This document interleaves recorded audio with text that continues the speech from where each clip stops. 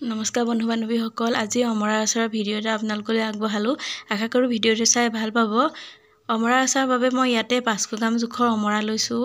অমৰাবিলাক কুমলীয়া হৈ থকা অমৰা হয়। এতিয়া প্ৰায় কুমলীয়া অমৰা বজাৰত পোৱা যায়।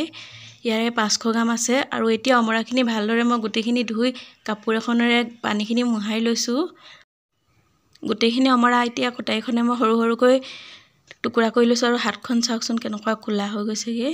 ইয়াতে মই এচামুচ হালধি পাউডাৰ দি গোটেইখিনি হালধিখিনি লগাকৈ হাতেৰে মোহাৰি মিলাই দিছোঁ আৰু এনেদৰে মিলাই মই 2 ঘণ্টামান ৰ'দত দিম। 2 ঘণ্টা ৰ'দত দিয়াৰ পাছত এইখিনি চাওক অকণমান শুকান হৈ পৰিছে।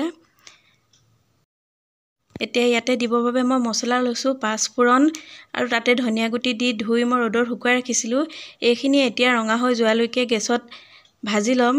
গেছৰ জুইটো একেবাৰে কমাই লৈছোঁ আৰু ৰঙা হৈ যোৱালৈকে গোটেইখিনি ভাজি লৈছোঁ আৰু ৰঙা হৈ যোৱাৰ পিছত এইখিনি অকণমান খুন্দি ল'ম, একেবাৰে মিহি কৰি গুড়ি নকৰোঁ। এতিয়া লৈছোঁ নহৰু 10 ফুটামান আৰু জলকীয়া 10টামান খুন্দনাৰে অকণমান খুন্দি লৈছোঁ। এতিয়া হালধি পাউডাৰ এচামুচ দিছোঁ, নিমখ 2 চামুচ দিছোঁ, ৰেড চিলি পাউডাৰ দিছোঁ 1 চামুচ, জিৰা পাউডাৰ 1 চামুচ দি মছলাখিনি অকণমান মিলাই লৈছোঁ তাতে দিবৰ বাবে। এতিয়া কেৰাহীখন পাতি লৈছোঁ, তাতে 250 গ্ৰামমান জোখৰে মিঠাতেল দিছোঁ। মিঠাতেলখিনি ভালদৰে গৰম হোৱাৰ পাছত গেছটো অফ কৰি দিছোঁ আৰু ইয়াৰ আধা মিঠাতেল মই ৰাখি থ'ম, পাছত দিম আধাটো। এতিয়া এইখিনি ৰাখি লৈছোঁ আৰু কেৰাহীখন গেছৰ পৰা নমাই লৈছোঁ। তেলখিনি গৰম হৈয়ে আছে। ইয়াতে মই এতিয়া নহৰু আৰু জলকীয়া খুন্দি ৰখাখিনি দি দিছোঁ। ইয়াতে হালধি পাউডাৰ, ৰেড চিলি পাউডাৰ, জিৰা পাউডাৰ আৰু নিমখখিনি দি ভালদৰে মিলাই দিছোঁ হেতাখনেৰে। এতিয়া ইয়াতে 5 ফোৰণ আৰু ধনিয়া গুটি ভাজি থোৱাখিনি তাৰে মই 4 চামুচ দি দিছোঁ। ইয়াতে বগা সৰিয়হ পাউডাৰ 6 চামুচ দিছোঁ। আপোনালোকে নিজৰ ইচ্ছামতে কম বেছি পৰিমাণে দিব পাৰে। এতিয়া গোটেইখিনি ভালদৰে হেতাখনেৰে মিলাই দিছোঁ মছলাখিনি মিলোৱাৰ পাছত ইয়াতে মই এতিয়া শুকুৱাই ৰখা অমৰাখিনি দি দিছোঁ। এইখিনি চাওক গোটেই অমৰাখিনি দি এতিয়া হেতাখনেৰে ভালদৰে মছলাখিনি গোটেইখিনি তাতে মিলাই ল'ম। ভালদৰে গোটেইখিনি মছলা হেতাখনেৰে চাৰিওফালে মিলাই দিছোঁ। এইখিনি দেখিছে নহয় ভালদৰে মিহলি হৈ গৈছে।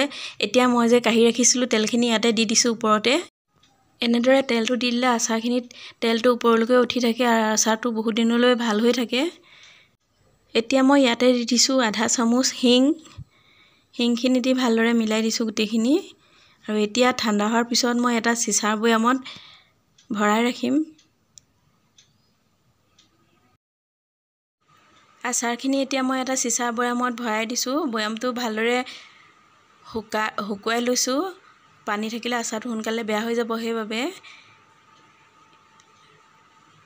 আৰু এইখিনি চাওক 2 ঘণ্টামান 2-3 ঘণ্টামান ৰ'দত দিয়াৰ পাছত আচাৰখিনি কিমান ধুনীয়া হৈছে।